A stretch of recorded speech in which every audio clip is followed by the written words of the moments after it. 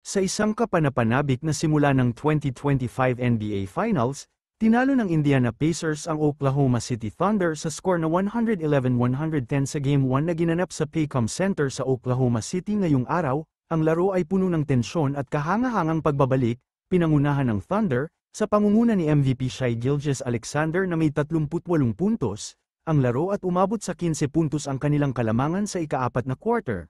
Gayunpaman, sa huling bahagi ng laro, nagpakita ng determinasyon ang Pacers, sa huling 0.3 seconds ng laro, si Tyrese Haliburton ay tumira ng game-winning jumper na nagbigay sa Pacers ng kanilang unang at tanging kalamangan sa buong laro. Ang comeback na ito ay isa sa pinakamalaking comeback sa kasaysayan ng NBA Finals, na nagpapaalala sa 15-point comeback ng Dallas Mavericks laban sa Miami Heat noong 2011. Coincidentally, ang coach ng parehong koponan ay si Rick Carlisle. Bukod kay Haliburton, nag-ambag din sina Pascal Siakam ng 19 points, Obi Toppin ng 17 points, Miles Turner ng 15 points, at Andrew Nembhard ng 14 points para sa Pacers. Sa kabila ng kanilang pagkatalo, si Gilgeous-Alexander ay nagpakita ng kahangahangang performance para sa Thunder. Ang Game 2 nanogram serye ay gaganapin sa Oklahoma City sa darating na linggo ng gabi, oras sa US, kung saan susubukan ng Thunder na bumawi at itabla ang serye. Para sa mga susunod na updates, tutok lang sa ating YouTube channel.